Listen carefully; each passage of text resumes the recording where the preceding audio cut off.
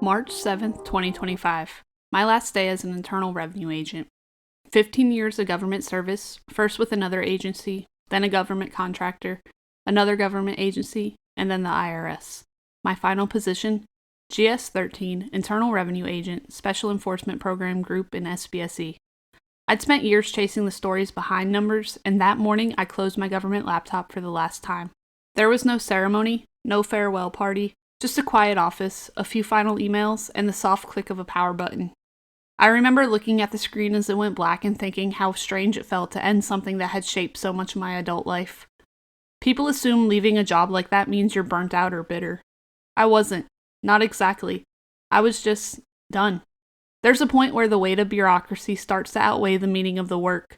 You can believe in fairness, accuracy, service, and still feel trapped in a system that sometimes forgets why those things matter. Most of the people I worked with weren't heartless or incompetent. They were human, trying to do their jobs with integrity inside rules that didn't always make sense. And that's what the outside world never sees. The headlines love villains, but most of us were just doing our best with what we were given. When I walked out that day, I didn't feel free or regretful. I just felt quiet, like I finally learned something about the cost of precision and the price of staying too long in a place that no longer fit. When I left the IRS, I thought I'd be leaving numbers behind. What I didn't realize was that numbers were never the hard part. People were. The spreadsheets, reconciliations, ledgers, those were predictable. They followed rules. People didn't. And yet, the longer I worked in audits, the more I saw that every number was just a story with its edges sanded off. A messy human story trying to fit inside clean lines. I used to tell new agents that compliance was a mirror. When people open their books, they reveal what they value.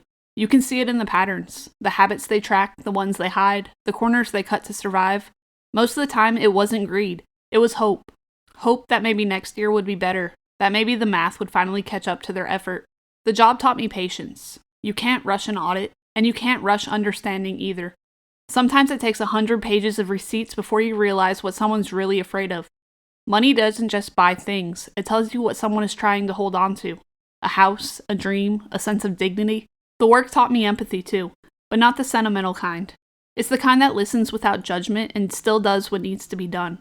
I learned that compassion doesn't mean leniency, it means clarity. You can care deeply and still close a case. You can feel for someone and still tell them they owe. I also learned the limits of fairness.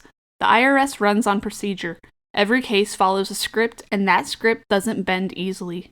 There were times I wish I could have fixed something, when I knew a taxpayer wasn't lying, just missing one key document, but procedure didn't care about intentions. Bureaucracy is like gravity. It keeps everything grounded, but it can crush anything that grows too high.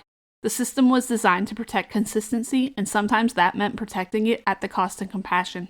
That's the part that wore me down. Not the work, but the weight of knowing that sometimes being right on paper didn't feel right in practice. And then there was the people inside the system. I wish the public knew how many good people work there, how many care deeply about getting it right. Not everyone with a government badge is cold-hearted or detached. Most of us were doing the best we could inside the structure we inherited. It's easy to judge a system from the outside. It's harder to understand what it means to operate inside it, to navigate rules that don't always reflect reality, to carry cases home in your head, to balance empathy with evidence. It's not incompetence or indifference that burns people out. It's the conflict between precision and humanity. The longer I stayed, the more I realized that the job changes how you see people. You stop assuming bad intent. You start seeing patterns of fear, pride, and survival. You start realizing how often people make financial decisions from emotion, not arithmetic. And that recognition stays with you long after the government laptop closes. You start applying it to yourself, to how you save, how you spend, how you give grace. Because once you've seen enough audits, you stop believing there's such a thing as a purely financial mistake.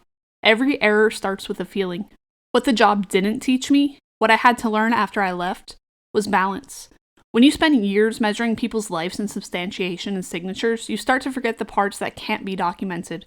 The laughter, the grief, the reasons people stopped trying. I didn't leave because I stopped caring. I left because caring started costing more than the paycheck covered. I left because fairness, in theory, didn't always feel fair in practice. I left because I wanted to help people before the letter arrived, not after. If there's one lesson I took with me, it's this. The system may not always see the person, but the person still matters.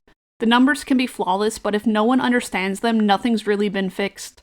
Bookkeeping, compliance, tax prep, they're not about perfection, they're about participation, about staying engaged with your own story instead of letting someone else define it for you. That's what audits taught me, and what leaving the IRS confirmed. The work was never about catching mistakes, it was about understanding people. And the longer I did it, the more I realized that understanding starts with listening, not just. 10 years in government service taught me more about humanity than numbers ever could. It taught me that most people are good, that structure can stifle empathy, and that sometimes walking away isn't failure. It's how you make room for a different kind of integrity.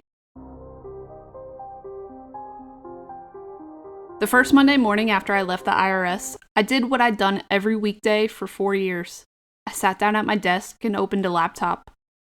But this one wasn't government issued. There was no VPN login, no encrypted drive, no case files waiting in the queue, just a blank desktop and an idea. Zero Fluff books. I remember staring at the empty screen and realizing how strange it felt to start something that wasn't dictated by policy. For the first time in years, the cursor was blinking for me. Not for a report, not for a review, but for something I actually believed in. I built Zero Fluff books because I wanted to keep helping people, just without the red tape. After 4 years of watching taxpayers struggle under systems they didn't understand, I wanted to teach them how to stay compliant before the audit letter arrived. Bookkeeping may not sound revolutionary, but I've learned that understanding your own numbers changes everything. It gives you control, it replaces fear with clarity, and sometimes even rebuilds trust, not just with the IRS, but with yourself. Leaving didn't mean walking away from what I'd learned, it meant using it differently. The lessons followed me here. The patience, the fairness, the humanity, they still shape how I teach, how I serve, and how I listen. The truth is, most of us are doing the best we can within imperfect systems. The IRS, small businesses, life. It's all just people trying to make things work with the tools that they have. And maybe that's the real takeaway from all those years of audits. We can do better when we understand each other. This is Audit After Hours. Thank you for listening, learning, and staying curious about the stories behind the numbers. Audit After Hours is a Zero Fluff Books production, written and hosted by me, Lauren Twitchell, a former IRS agent turned bookkeeper.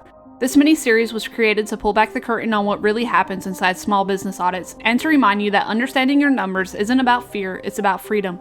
Production support, editing, and post-mix by the Zero Fluff Books media team. For free resources, bookkeeping tools, and upcoming podcast updates, visit zerofluffbooks.com or find us on Facebook, Instagram, Pinterest, and YouTube at Zero Fluff Books. Thank you for spending this season with me, for listening, reflecting, and proving that the stories behind the numbers always matter. Until next time, keep your books clean, your receipts handy, and your confidence high.